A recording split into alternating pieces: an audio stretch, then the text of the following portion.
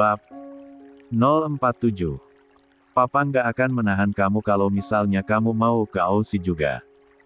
Ya gimana pun juga, mereka adalah oma opa kamu.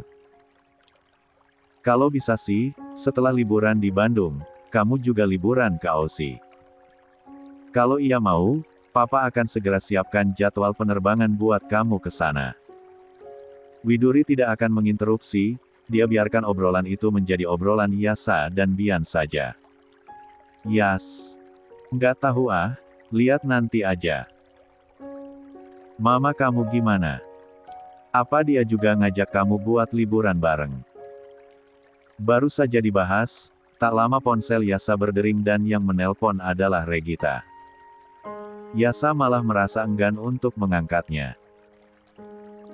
Yasa merasa sudah menemukan kepingan hidupnya di antara Bian dan Widuri, dia tak menemukan hidup yang ia inginkan saat ada dengan Regita dan Emil. Entah kenapa, padahal Regita adalah mama kandungnya, sementara Widuri hanyalah mama sambungnya saja. Angkat aja, Yas. Jangan biarkan mama kamu nunggu lama, kata Bian yang juga melihat nama Regita tertera di layar ponsel Yasa. Yasa begitu malas. Dia tak tahu, apakah kemalasannya ini merupakan sebuah bentuk durhaka terhadap sang mama. Tapi yang pasti, Yasa masih saja menyimpan kecewa pada Regita soal kejadian pertengkaran hebat 5 bulan yang lalu. Akankah Yasa tetap mengabaikan sang mama? 2. Di mana kita bisa ketemu? Mama kangen banget sama kamu, Yas. Setiap mama datang ke rumah, setiap mama datang ke sekolah, pasti kamu lagi nggak ada di tempat. Apa kamu masih mau menghindar? Sampai kapan? Mama tuh tersiksa sama rasa kangen ini, Yas. Yasa tidak bereaksi apa-apa. Sederet curahan lirih sang mama belum mampu menyentuh hatinya. Mama lagi di luar, di depan gerbang rumah papa kamu. Jangan bilang kamu lagi nggak ada di rumah, please, Yas. Regita masih memohon. Walaupun ponsel menempel di telinga, suara Regita juga terdengar jelas, tapi reaksi Yasa masih sama. Datar dan dingin. Widuri berusaha untuk tidak memperhatikan, tapi dia tahu kalau saat ini hati Yasa sedang berkecamuk.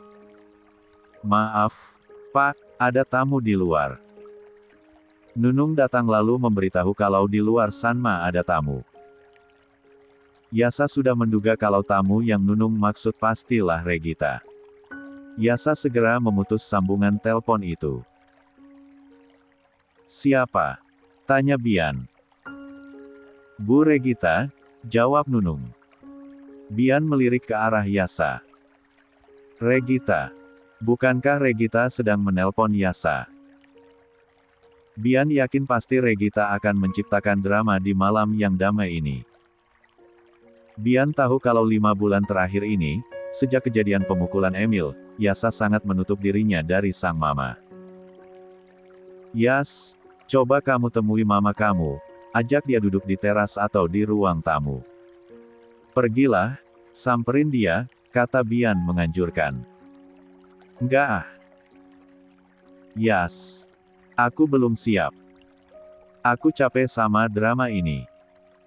Susah rasanya buat nggak kecewa sama mama.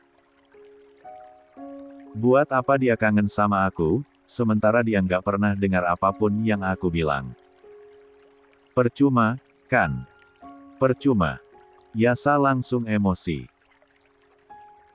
Pertengkaran dengan Emil sepertinya menorehkan luka yang mendalam di jiwanya. Belum juga luka itu kering, Regita malah menabur garam di atasnya karena ketidakpercayaannya terhadap Yasa. Itulah alasan utama kenapa Yasa begitu sulit untuk melupakan momen itu. Widuri belum bisa berkomentar, bagaimana jadi Regita. Bagaimana jadi Yasa. Dua-duanya memiliki alasan yang kuat untuk mempertahankan ego mereka. Regita yang ingin bertemu, dan Yasa yang tak ingin bertemu. 3. Gimana, Pak? Apa? Disuruh nunggu aja di ruang tamu. Tanya Nunung yang masih menunggu. Nggak usah. Sergah Yasa. Saat Nunung muncul, Regita ternyata sudah masuk dan memarkir mobilnya di halaman rumah. Saat Yasa menutup sambungan telepon, Regita marah dan kesal, oleh sebab itu Regita langsung bergegas masuk ke dalam rumah tanpa menunggu tuan rumah mempersilahkannya. Yasa Janitra. Kenapa kamu tega nyiksa mama kayak gini? Sebesar apa kesalahan mama sampai kamu tega berbuat ini sama mama yang udah ngelahirin kamu? Kekacauan tercipta. Suara lantang Regita terdengar mendekat dari arah pintu utama rumah dan semakin jelas terdengar menuju ke dining area. Ternyata Regita menerobos masuk ke dalam rumah tanpa menunggu izin dari sang pemilik rumah. Dia datang dengan marah. Widuri panik. Widuri takut akan ada pertengkaran. Apalagi Yasa juga sedang dalam kondisi marah. Oh wow. Lihatlah di sini. Ada yang sedang berbahagia bersama anakku. Sementara aku tersiksa karena begitu kesulitan untuk menemuinya. Aku nggak bisa bersabar lagi. Kamu memang picik, Biantara perkasa. Regita datang dan meracau seperti orang mabuk. Bahkan dengan lantang menyalahkan Bian. Hatinya semakin panas dan meradang saat melihat potret kebersamaan Yasa bersama Bian dan Widuri. Tentulah dia kesal karena di saat Bian menikmati waktu bersama Yasa, Regita malah sedang putus asa untuk bisa menemui Yasa. Apa maksudnya? Picik. Siapa yang picik? Bian tersulut dan ikut marah. Bian bangkit dari duduknya tapi Widuri langsung memegangi tangan Bian agar Bian tidak lantas menghadap pada Regita.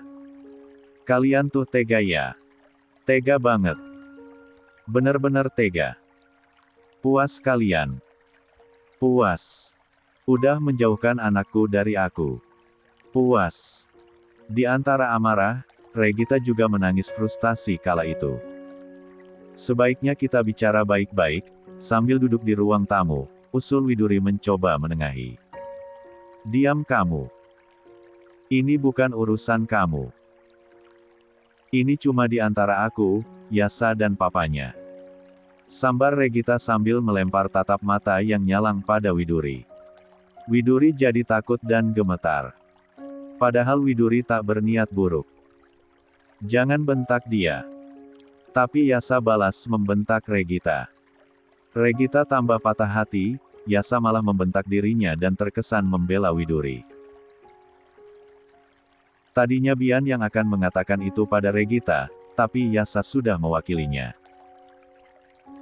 Bian pun langsung merangkul Widuri agar Widuri tidak kaget dengan emosi Regita yang meluap-luap yang bahkan merembet pada Widuri juga.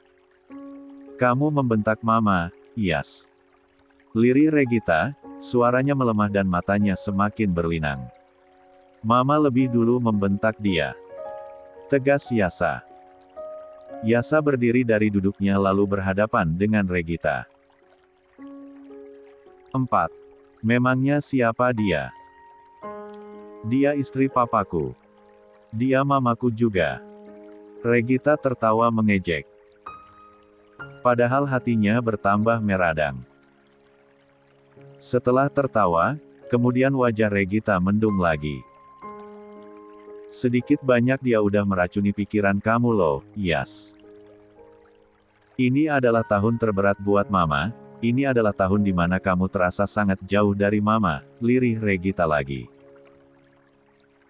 Buliran air mata bergulir di wajah cantiknya. Tahun ini. Gimana dengan tahun-tahun sebelumnya? Tanya Yasa. Semuanya terasa normal, berjalan baik, dan jadi kacau sejak wanita itu datang. Regita meninggikan lagi suaranya lalu menunjuk pada Widuri. Widuri makin takut. Bahkan ada efek kejut yang menyebabkan perutnya terasa kram. Bentakan Regita membuka luka lama saat ia dihujani bentakan dari Randy dan Mariati di masa yang telah lalu. Widuri mengelus perutnya, dia berusaha untuk tidak tampak kesakitan. Widuri tak ingin menambah bumbu drama saat ini. Duh, perutku kram. Batinnya dan tangan kanannya meremas jemari Bian sehingga Bian bisa merasakan sinyal keadaan istrinya saat ini. Kenapa, sayang? Are you okay? Tanya Bian setengah berbisik sambil menatap wajah Widuri yang agak meringis. Apa aku boleh ke kamar? Biar diantar sama Binunung, sementara kamu temani Yas di sini, Mas. Aku yang akan antar kamu ke atas, putuskan Bian. Bian sangat panik dan takut terjadi apa-apa dengan istri dan calon bayinya. Bagus. Pura-pura sakit dan pura-pura lemah. Istri muda emang paling pintar playing victim. Membalut rencana busuk dengan sikap keibuan. Itu benar-benar trik klasik. Dan sialnya, kalian percaya sama perempuan itu. Regita semakin kehilangan kendali, dia masih saja menyalahkan Widuri. Jaga mulutmu, Re. Kecam Bian marah, dia ingin memperingatkan Regita tapi bagaimana dengan Widuri? Yasa menatap Regita dengan tatapan tajam, dalam hati ia kecewa, tapi dia merasa ada yang janggal dengan sikap Regita. Penampilan yang agak kacau, mata yang agak memerah. Apakah Regita mabuk sehingga membuatnya merasa bebas mengoceh seperti tadi? Aku bicara fakta. Dasar kamu bodoh. Mau-maunya terjebak dengan trik klasik perempuan sok polos ini. Stop. Mama mau ketemu aku dalam keadaan mabuk begini. Yasa membentak lagi. Siapa yang mabuk? Mama nggak mabuk, Yas. Duh. Widuri merasakan sakit lagi, perutnya terasa kaku bagai dicengkram kuat-kuat. Mas, bawa aku ke kamar, tolong, pintanya. Iya, sayang. Tenanglah, aku akan segera hubungi dokter. Zia. 5. Bian mengabaikan Regita dan lantas menggendong Widuri untuk pergi ke kamar yang ada di lantai atas rumah. Situasi memang bertambah genting, Yasa juga melihat Widuri kesakitan, pasti karena ujaran kebencian dari Regita. Yasa ikut cemas, tapi dia tak bisa meninggalkan Regita menggila sendirian di tempat itu. Nunung juga ikut panik, tapi dia harus standby mengawasi situasi di antara Yasa dan Regita. Wah, so sweet. Bodoh banget papa kamu mau diperbudak sama wanita kemarin sore itu, Yas. Tapi dia udah menggantikan peran mama di hidupku. Tegas Yasa. Singkat, dan jelas. Siapa? Widuri. Tegas Yasa lagi. Never. Selamanya pun gak akan ada yang bisa menggantikan peran seorang ibu. Mustahil. Tidak akan ada yang lebih tulus dari orang yang telah mengandung dan melahirkan kamu, Yas. Udah, Den. Bu Regita kayaknya beneran lagi mabuk, nanti Nunung panggil Pak Didan buat anterin, tapi Den Yasa harus ikut anterin, takutnya ada apa-apa di jalan. Nunung mengusulkan. Regita memegangi kepalanya, Regita merasa semakin kacau, klaang. Kunci mobil jatuh ke lantai dari genggaman tangannya. Nah, oleng itu, Den. Kata Nunmung lalu sigap mendekat karena sepertinya Regita akan jatuh. Oh my god. Apa ada gempa di sini? Regita semakin kacau lalu dia merunduk, sampai terduduk ke lantai. Nunung segera menghampiri. Ayo Nunung papa sampai ke mobil, Bu. Biar Pak Didan yang nyetir mobil Bu Regita, kata Nunung lalu berusaha untuk membantu Regita bangkit. Yasa masih diam dan menatap mamanya dengan tatapan yang penuh dengan kekecewaan. Semakin dan semakin kecewa. Semakin bertambah kecewa ketika menyadari kalau Regita ternyata datang dalam keadaan mabuk. Kamu ke bawah aja, Mas. Selesaikan masalah Yas, ucap Widuri yang sudah terbaring nyaman di atas tempat tidur.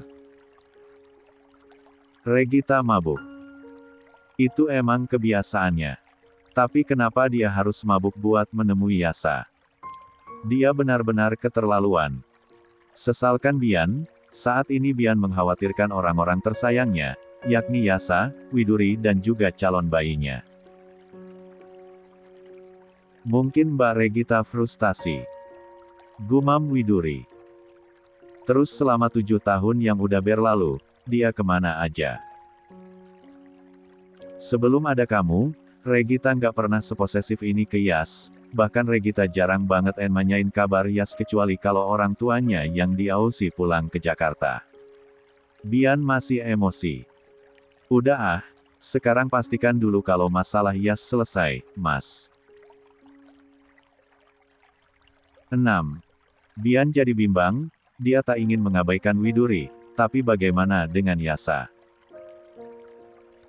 Kamu hubungi dokter Zia ya, katakan keluhan kamu sejujur-jujurnya, kalau beliau minta buat langsung datang ke RS, kita akan langsung ke RS. Iya, Mas. Bian mengelus dan mengecupi perut Widuri sebelum ia pergi. I love you, Papa akan segera kembali. Papa harus pastikan kalau abang kamu baik-baik saja di bawah sana.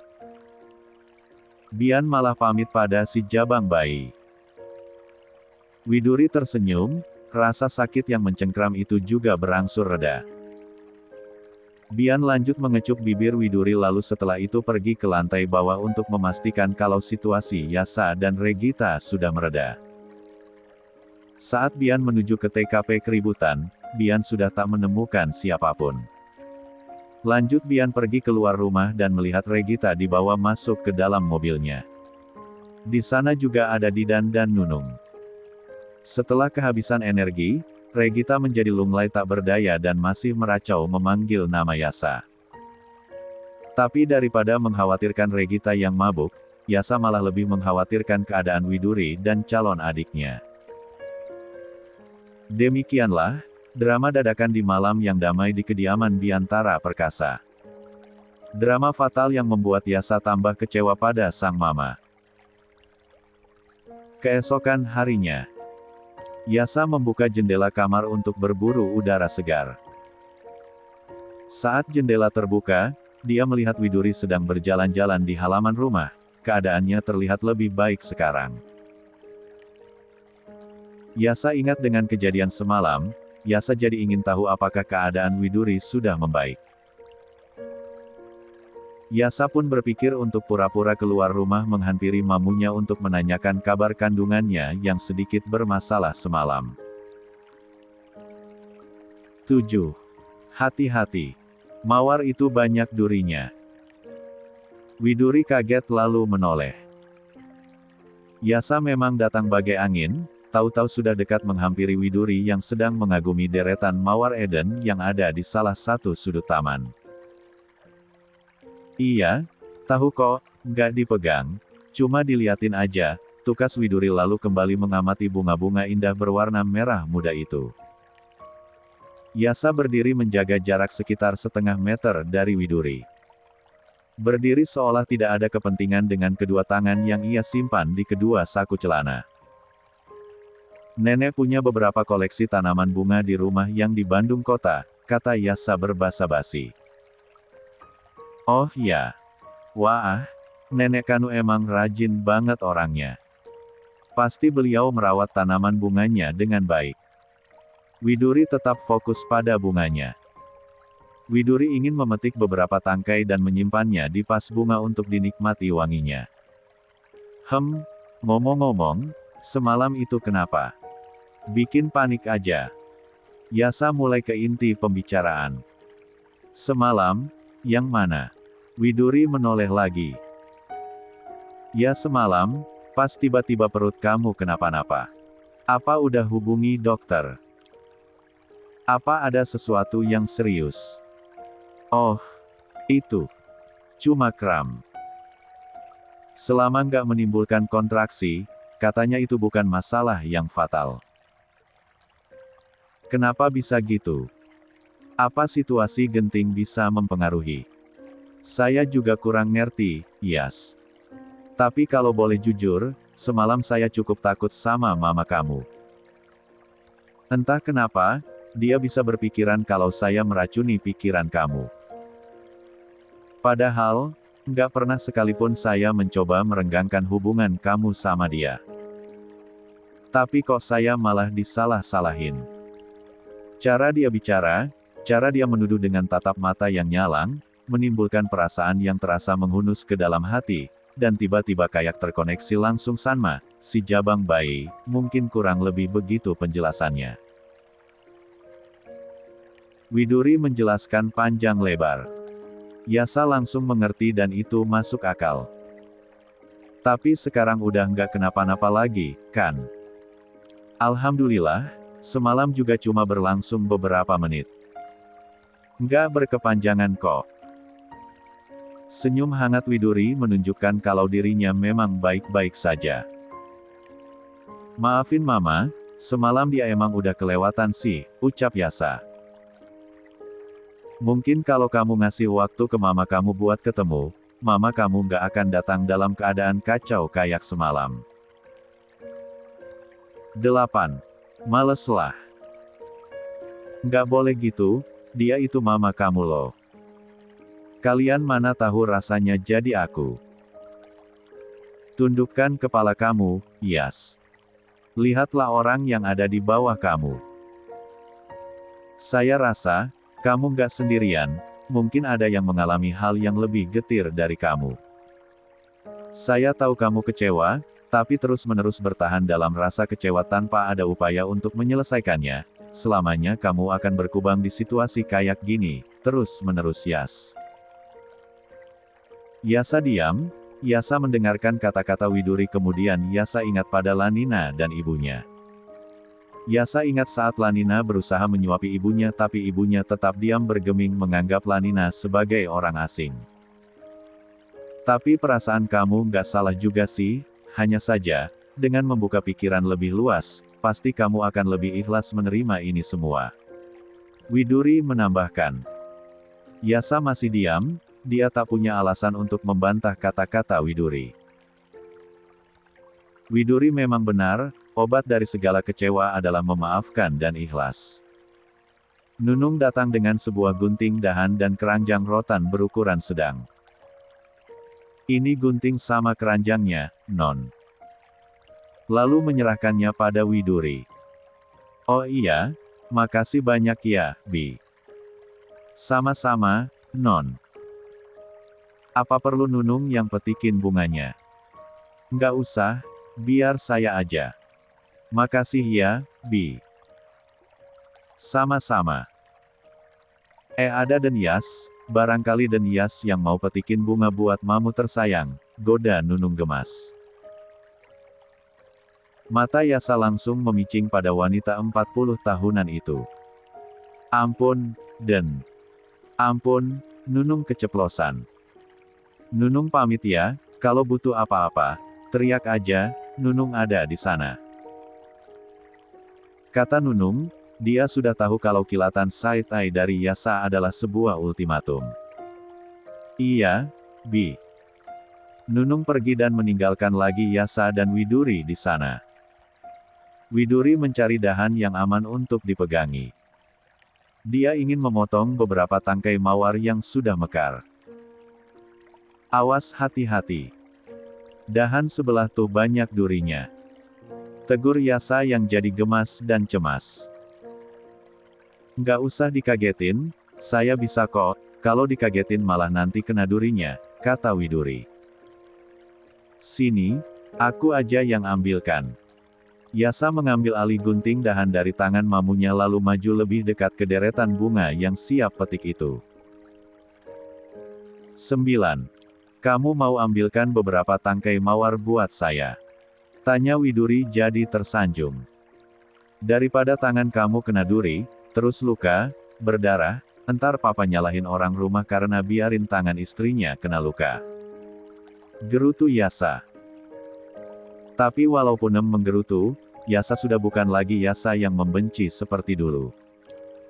Nanti, Kalau adik kamu udah lahir, kamu juga akan seprotektif ini kan sama dia? Tanya Widuri membangun topik obrolan yang lain. Mau nggak mau ya harus dilindungi. Ketusnya. Adek kamu perempuan, Yas. Sudah kuduga. Sahut Yasa di dalam hati. Mengetahui calon adik bayinya adalah perempuan, Yasa malah merasa tidak heran. Sejak awal, Yasa sudah membayangkan kalau adiknya memang adik perempuan yang centil dan cerewet. Yasa sudah mendapat 5 tangkai mawar lalu menyimpannya di keranjang yang ada di tangan Widuri.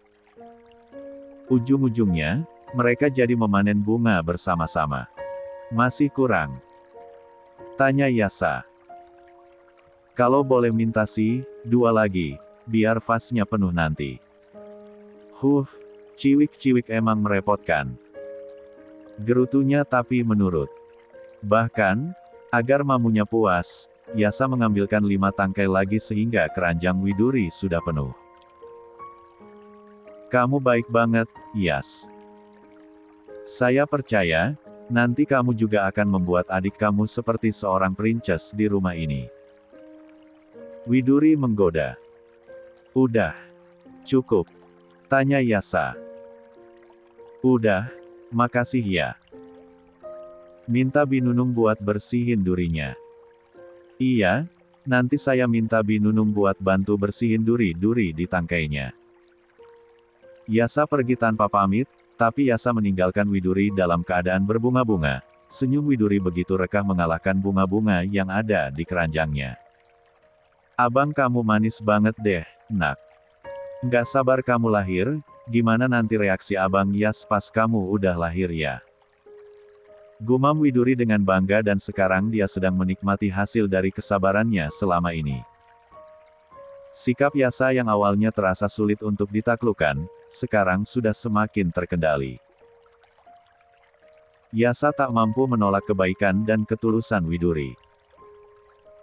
Walau masih ketus dan masam, tapi sekalinya bersikap manis, Yasa mampu mengalahkan manisnya madu. Benar-benar manis tak ada obat. 10. Pulang dari kantor, Bian membawakan 1 buket mawar putih untuk ia persembahkan kepada istrinya. Makasih banyak, Mas. Tapi, kamu lupa kalau di halaman juga ada tanaman mawar yang bisa aku petik sesuka hati. Widuri menerimanya dengan senang hati. Mawar yang di depan sana kan perlu effort buat bisa dinikmati kayak gini, sayang. Siapa bilang? Aku mendapatkannya effortlessly, jawab Widuri lalu matanya bergulir ke vas bunga yang ia taruh di meja di balkon kamar. Itu bunga mawar dari halaman depan. Tanya Bian. Iya. Yasa yang ambilkan, jawab Widuri. Yasa. Yasa bantu kamu mendapatkan bunga-bunga itu. Bian sampai tak percaya. Iya. Katanya dia takut tanganku kena duri, terus berdarah dan ujungnya nanti kamu nyalahin semua penghuni rumah, hehe. Nis. Aku rasa, dia akan lebih cepat melewati masa transisinya dan segera jadi pria sejati yang gak akan pernah membiarkan orang terdekatnya terluka, ucap Bian dengan bangga.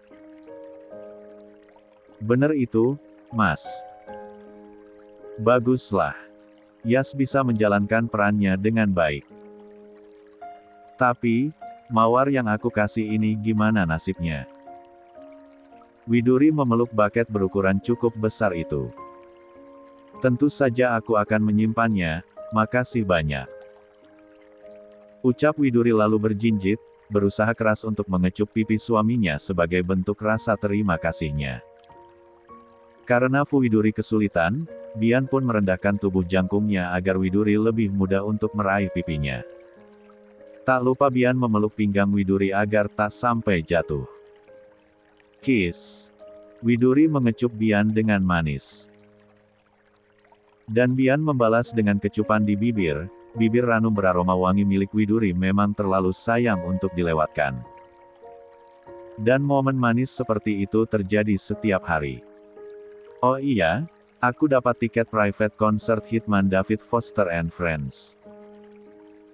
Tiketnya bersifat eksklusif dan terbatas. Kamu tahu lagu-lagunya, kan? Kita bisa sing along di konser itu, mau? Widuri sangat antusias walaupun tidak terlalu familiar dengan nama musisi yang Bian sebutkan barusan. Mungkin dia itu musisi angkatan kamu, Mas. Aku ini masih anak kemarin sore loh, kata Widuri malu-malu. Ah iya, aku lupa itu. Aku lupa kalau istriku ini masih anak milenial, sadari Bian lalu berujar dengan nada bergurau. Tapi pernah denger sih, namanya familiar kok, mungkin kalau denger salah satu lagunya, aku bisa tahu.